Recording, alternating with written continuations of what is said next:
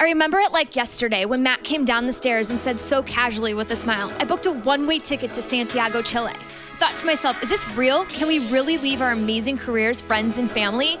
Fast forward 10 months later, after all the hard conversations, endless checklists, and heartfelt goodbyes, we were heading to the airport with one backpack each, about to set out for a multi-year adventure around the world. Filled with excitement, we had no idea what to expect, but we knew it would be a fun ride. Join us as we share what we are learning on our journey of a lifetime. This is Passport Joy Travel Talk with Nikki and Matt Javit.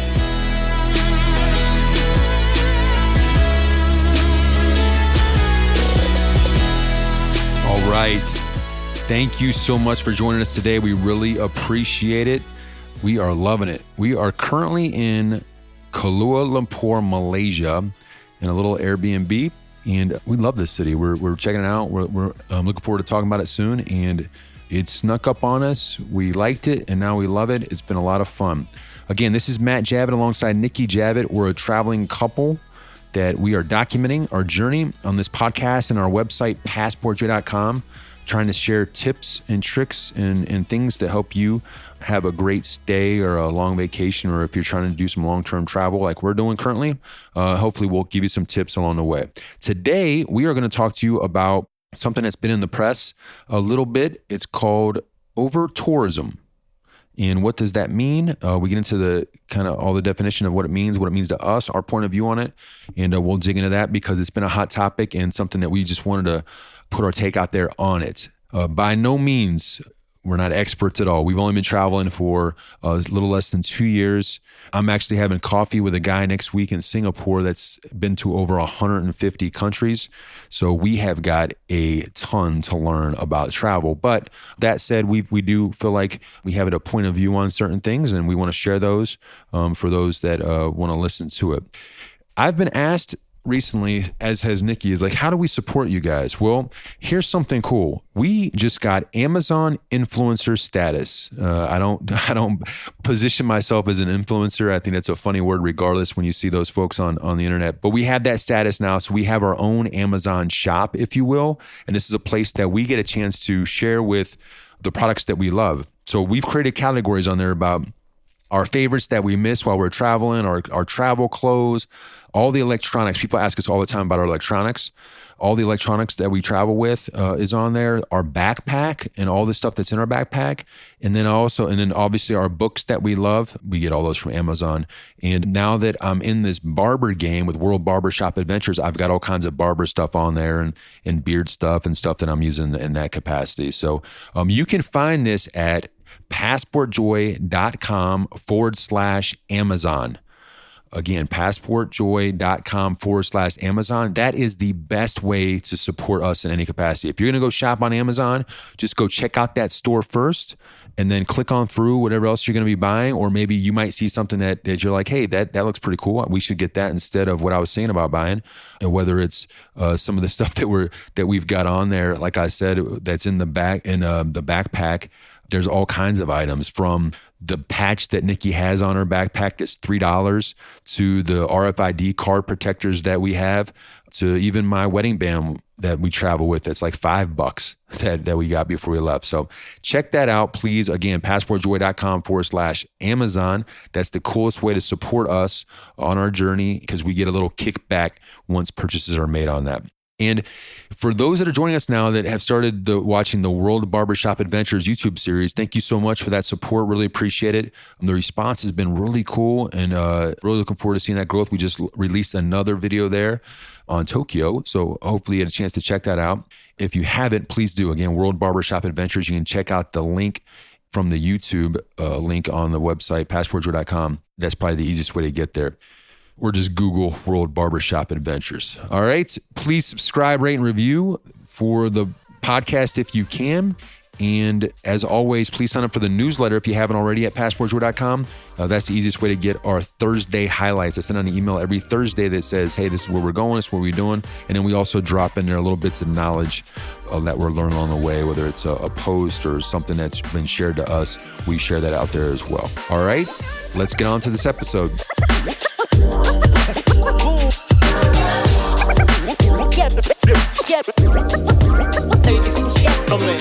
Hello, So today we are going to talk about an interesting topic that we have been seeing in the news, reading about on blogs, just seeing in some interesting magazine articles online, etc.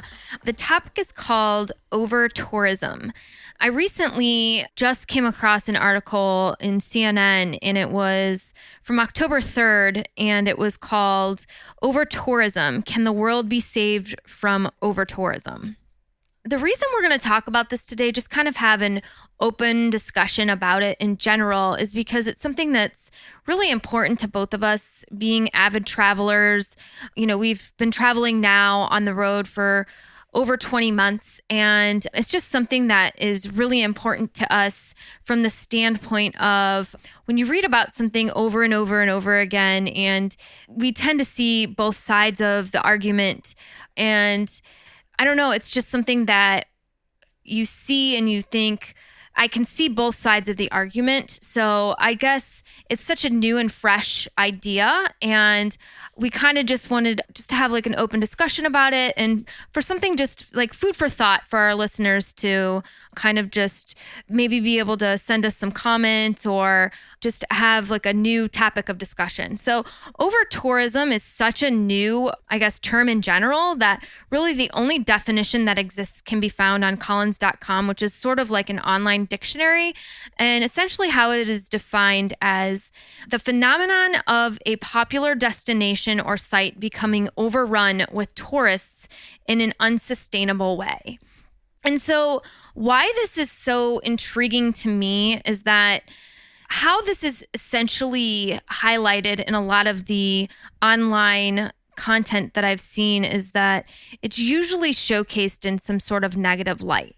And so, like, while we see that many tourists want to go to all these popular tourist destination sites and cities, and they want to feel like they live like a local and have this sort of like authentic experience, etc., what ends up happening is that the locals who are actually living amongst these cities, or residents, so to speak, feel like something is being taken away from them during this experience. So they think that their hometowns are being infiltrated with sort of party goers. They see the souvenir shops being sort of taking over their hometowns. What once used to be a family-owned restaurant is now a souvenir shop. What used to be someone's, I guess, home is now an Airbnb site. And so this is really, I guess, having a negative effect on, I guess, just the locals in general. And so another, I guess, layer of this would be the sites that people are going to see really don't have the infrastructure in some locations in place to handle these mass crowds of people that are coming to visit these places. And so the result of that, with all of these people coming, is that some people are leaving behind garbage. So we have pollution now in these cities that didn't have garbage left on the ground or left on the beaches or left in the oceans. And we have places that were once built to handle some sort of foot traffic, but not mass amounts of foot traffic. We have these places now that are being destroyed. So places like Machu Picchu or places like the Galapagos Islands that really weren't, I guess, there initially to have thousands and thousands of visitors per day, they're being destroyed. And so the land is crumbling, or things are being taken away that shouldn't be taken away. And, you know, the people that live there, they're very upset by this. So I guess that's kind of, I guess, the general, I guess, just to introduce it to you, the overarching theme that I've seen as I keep reading these articles. The locals are upset. And the problem with it is that it's not that they don't welcome the travelers coming to their cities, because obviously with travel brings money to where they live. It brings job opportunities for the people who live there. It brings growth. So it's needed, it's wanted, but there's a lot of negative that's coming along with it. So I guess we just kind of wanted to talk about this in general and kind of highlight some of the, I guess, need for travel, need for maybe just talking about overtourism in general and just our opinions on it. Okay, so my thoughts on over-tourism in general. So I definitely think it's a real issue. And just in traveling, I have seen it with my own eyes in certain destinations that I've gone to. But I do want to put it out there on the table that I feel like just the term in general is, in some cases, it's kind of just overused. I guess it's more of sort of like a buzzword that people kind of throw around loosely, sort of like just like a broad term in general, maybe just a label that's used that doesn't really often pertain to every city around the world. And I want to acknowledge that there definitely is overcrowding in the streets in some cities. I mean, you can see it. It's definitely palpable. You feel it when you get to certain destinations. And you do recognize that when you are in certain touristy areas, so to speak, that you can feel that the infrastructure is not there, that you can't find a garbage can to throw away your litter. You're trying to look for a public restroom when you're out and about, and it's not at your disposal. There's trash probably laying around in the street that shouldn't be there. And, in some cases I've actually seen, and this is just recently, a person that's just walking in front of you throwing their can on the ground. And it's crazy. I mean, it's 2018 and this stuff still happens in the modern world.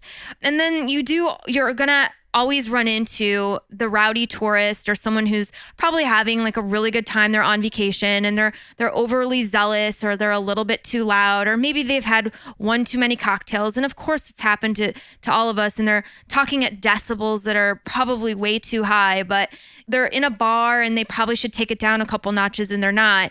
And, to the locals, it's not their everyday life that they probably want to be living around that. And so I'm assuming that this is what these articles are definitely referring to. And for me, that is what I would assume is, the over tourism problem that these articles are trying to highlight.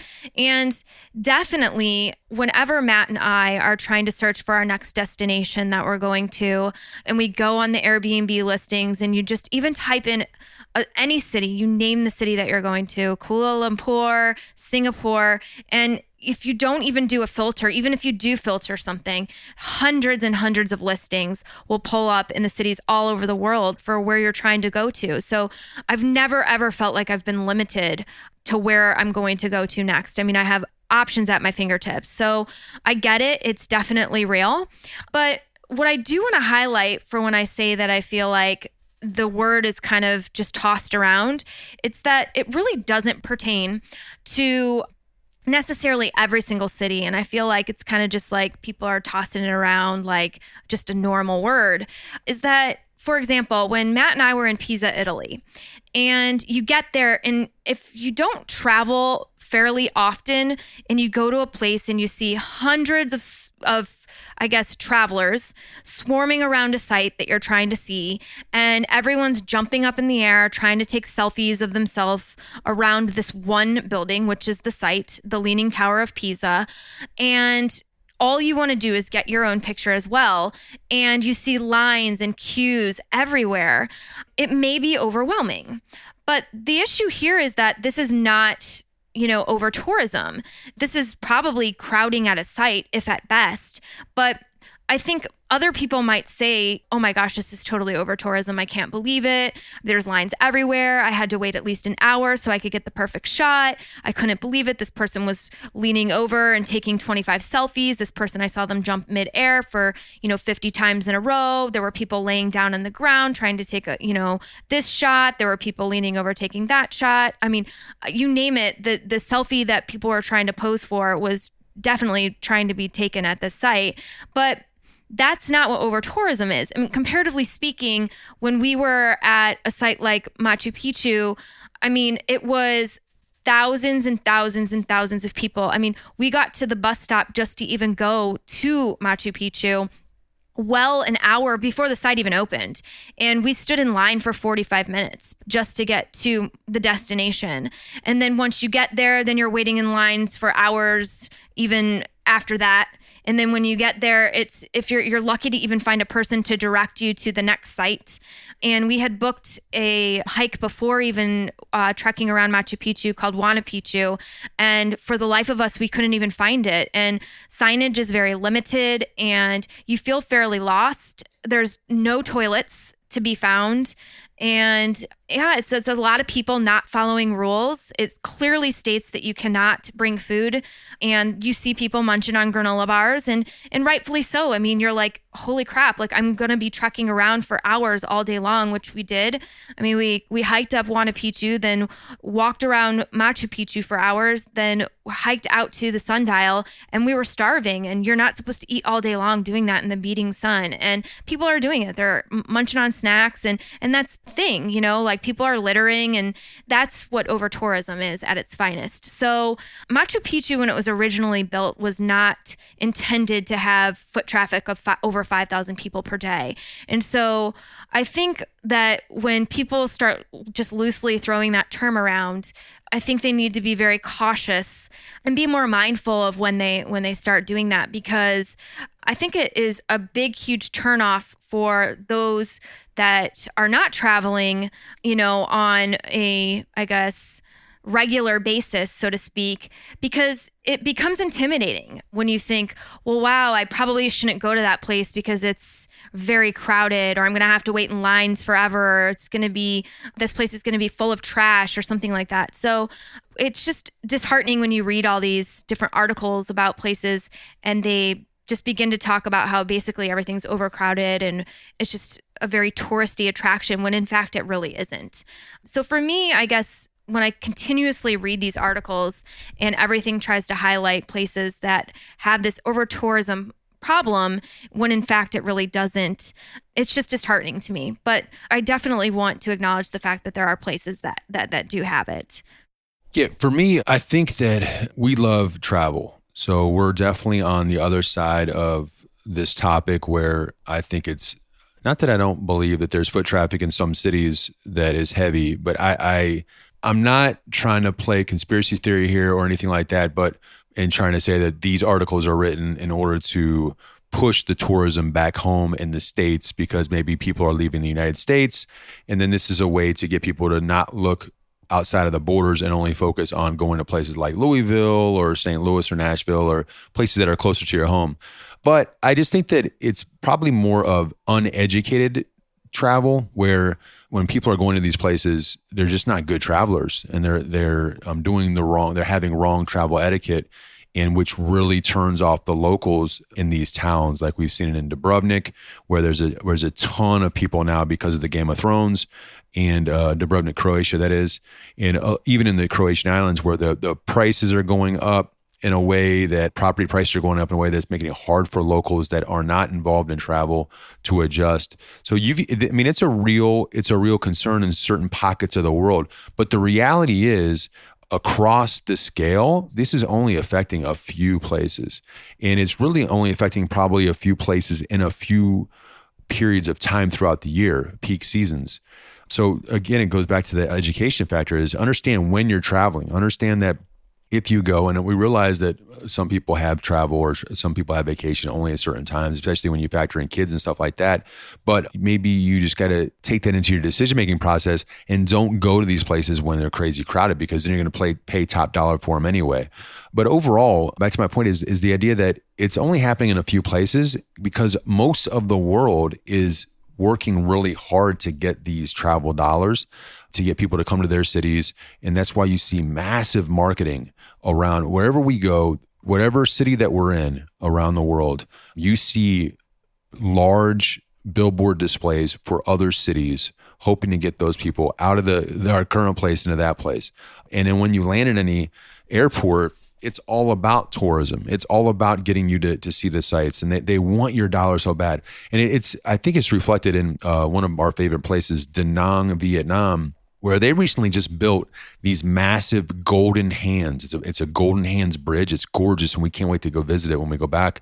They're doing things like that in order to encourage people to come visit because it's gorgeous on Instagram, it's gorgeous on print. You see an article about it, you want to go there, you want to be able to get a photo in front of it. You see cities around the world that are doing creative things in order to get people to come to their cities. So I think it's more of you need to pick your battles for where you want to go as far as fighting with other foot traffic or higher prices, and find places that are easier to navigate and they're more encouraging for you to come. Like Nikki touched on it, the places like in Thailand, Maya Beach, where the movie The Beach was filmed. It's real. They're closing down the beach, and now it's a situation where you can't even go there anymore.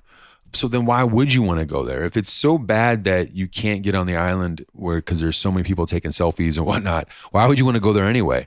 So I just think that like tourism is so important for so many cities and the people of these cities around the world, because as technology continues to evolve and technology continues to replace a lot of jobs, tourism is going to be the critical industry for many places. And a lot of places that we've gone to thus far, tourism is one of the most important industries for the city. So if people get the sense that they need to scale back in some way, it's really going to hurt these economies in some of these locations in a big way. Yeah, I just wanted to highlight, so some of the things that I've been reading in these articles, how the cities have taken some measures just to limit the effects of over-tourism. So they've had like newer revised taxation arrangements. And we have seen this as we've traveled because we've been to these cities more than once. So we've seen the before and after. So we've been to these cities where these fines did not exist and now they do exist. So this is real. But there's cities that like impose these like tourist fines. And we most recently just saw this when we were in Bangkok. And we've been to Bangkok 6 times. And when we were in Bangkok before, this did not exist, but they have like little stations where they will have security guards or police officers that sit in these, and the stations they're like tables with tents over them, and they're on the sidewalks, and you're just walking along. And if they see you flick a cigarette on the street, they will fine you for littering, which they should. I mean, you should not be flicking your cigarette on the street. But what they're doing is they're trying to fine tourists, and I'm sure if you're a local as well, it's not like they're racially discriminating, but they're trying to basically get the riffraff out, and they'll find you a $30 ticket if they see you littering on their streets. And I mean, 3 years ago, the first time when we went there, that did not exist. And I'm not joking you, the streets are cleaner now, which is awesome. And they're just trying to clean it up. And, if that's what's helping for their over tourism, so be it. That's great. I mean, in my opinion, that's helping with your litter problem too. So another thing is like places like Japan and Madrid, I believe, they're restricting the Airbnb rules. So like an Airbnb rule in Madrid is that if you're going to rent your place out in Airbnb, they're going to restrict it to 90 days per year that you can rent your place out. And in Japan, we were talking to the guy that we stayed with on Couchsurf, because he uses his place as a Couchsurf, and then he also rents his place out as an Airbnb, but he was telling us that he's only allowed to use his place on Airbnb for 180 days per year. So those are some other rules that they're trying to impose as well to decrease the amount of tourists in their countries. Thailand also it's funny though, because Thailand, when you go to Thailand, and you'll see this in Bangkok, we saw it in Pattaya, all over the country, you see these signs all over that say renting your place is illegal, 1 day rent, weekly rent, whatever rent is illegal. But yet when you're signing up and checking in with your Airbnb host, you're still renting, or you're still, they're still renting it out. I mean, you're renting via an Airbnb. So I don't really understand that, but I guess they're trying to crack down in Thailand as well on the Airbnb thing. So again, that's how they're trying to lend towards the over tourism in places like Thailand as well. Yeah, but Thailand's a good point too, because they went through a phase where they were trying to limit what the visa, how accessible getting a travel visa was in the country, and they were trying to tighten it up big time. but they saw the effects. They saw the economic effects on it. So they reversed the action. Now it's easy again to get in the country. And we're starting to see a lot more with electronic passports and electronic visas around the country. It's getting super easy to travel to some of these places where it used to be a lot more difficult to get a visa. So I don't know. I think it's one of those things where it's fun to talk about. Everybody likes to complain about something, and a lot of these folks that are living there, they probably are. I mean, if you've lived in Venice for 60 years and now you're seeing all this traffic come in there, it's probably messing with your life, and it's not as fun as it used to be.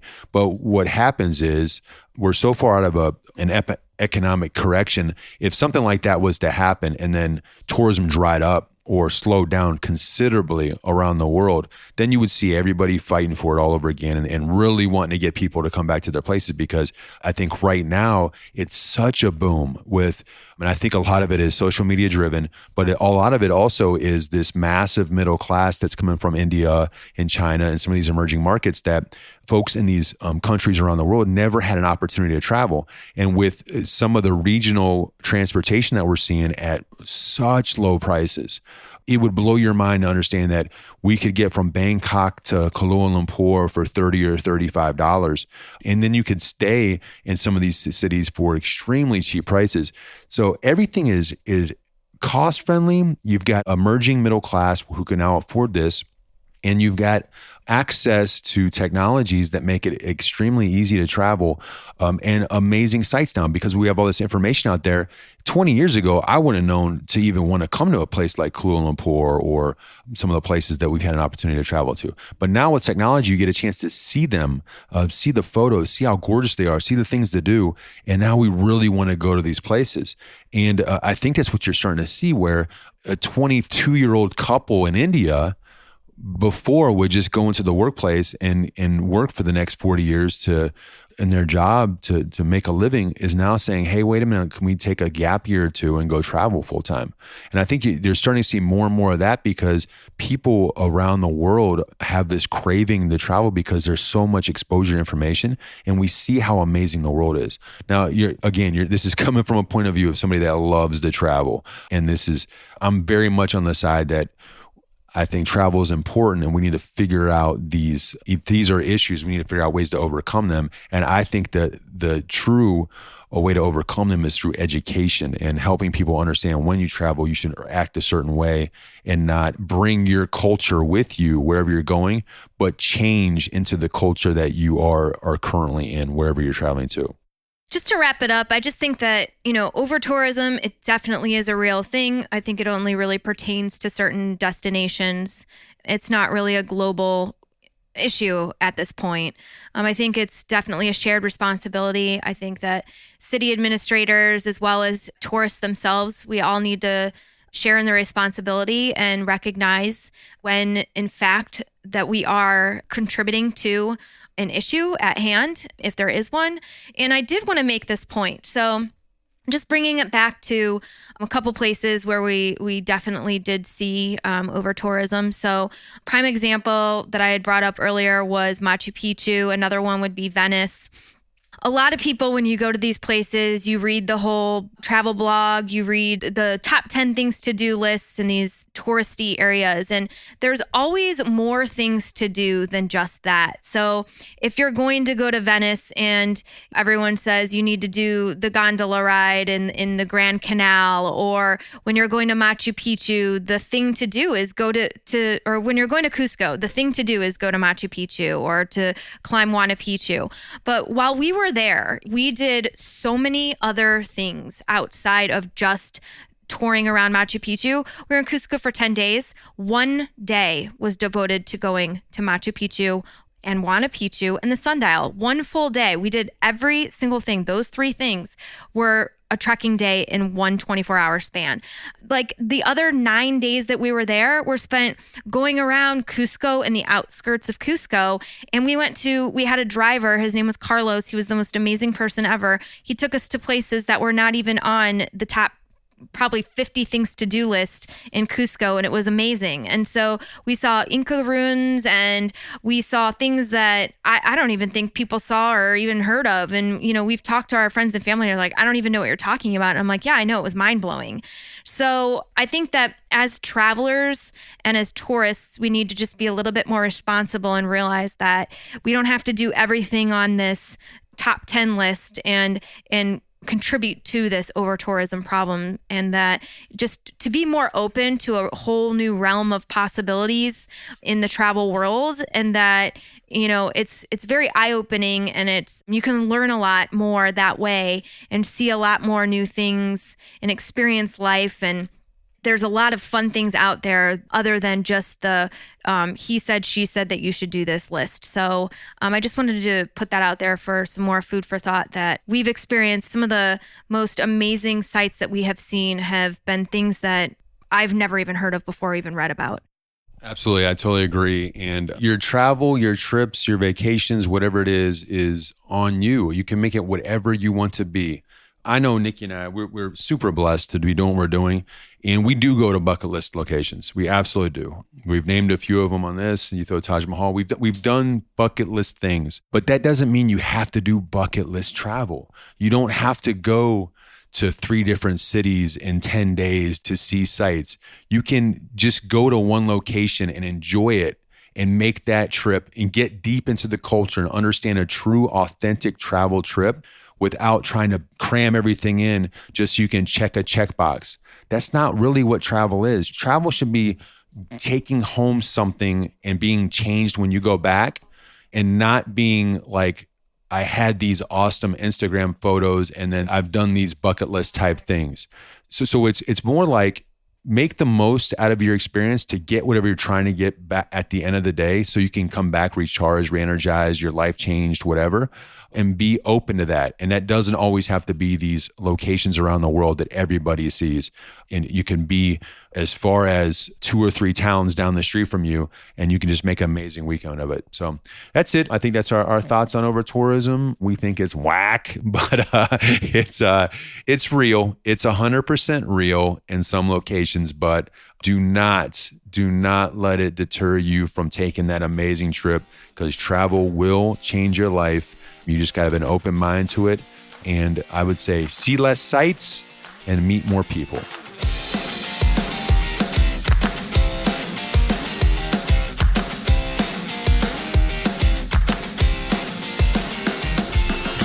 While traveling abroad can be exciting, there are unfortunately times when we have to think about the unpleasant what-ifs that may occur that could ruin our wandering adventures around the world. Like, what if I get injured or sick abroad? What if my luggage is lost or stolen? What if my trip has to be canceled or interrupted? So prior to leaving the United States back in February of 2017, I did extensive research on many travel insurance companies online so that I could get the most comprehensive travel insurance plan that would provide the most benefits for both Matt and I. We decided to go with 7 Corners. 7 Corners offers customizable travel insurance plans to travelers all over the world. The 2 main products being travel medical plans and trip protection plans. Travel medical plans protect travelers when they get sick or injured abroad by providing medical coverage such as medical evacuations, 24-hour assistance, and medical maximums up to $5 million.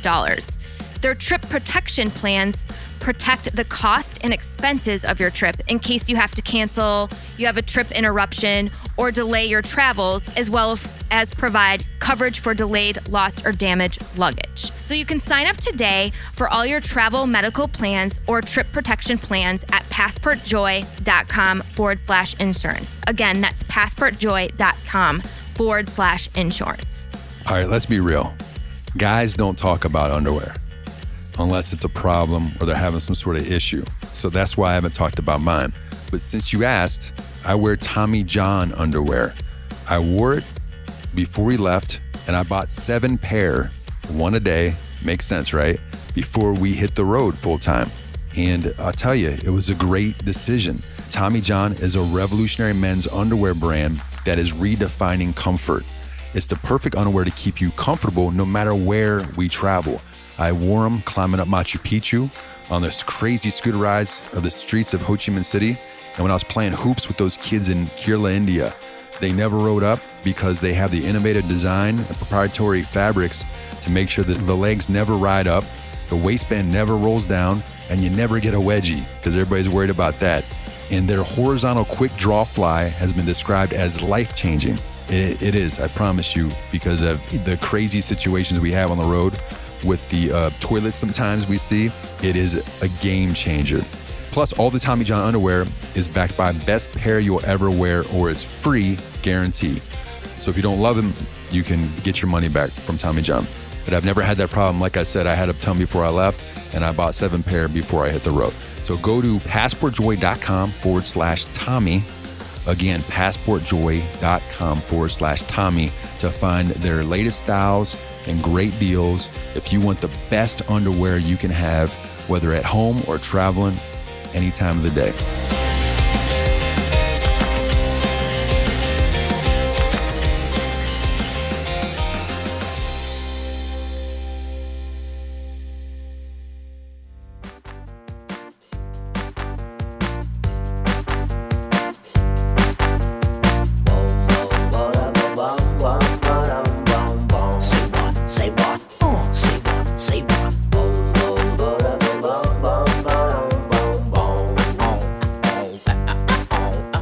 All right, that is it for this episode. Thank you so much again for listening. We really appreciate it. Please be sure to subscribe to the podcast if you haven't already. This really helps Nikki and I get in front of new travel listeners that might not be aware of our story, and it helps us climb the rankings, if you will, within the travel, genre on Apple iTunes. And if while you're subscribing, if you can also rate us and also give us a review, that would be great. Recently, we got this review from Chris and Indy. These two are out there living their best lives and bringing their listeners along for the ride. It's a fun listen. I always come away with something I didn't know before. Thank you so much, Chris, for that review. We really appreciate the kind words and you taking the time to do that.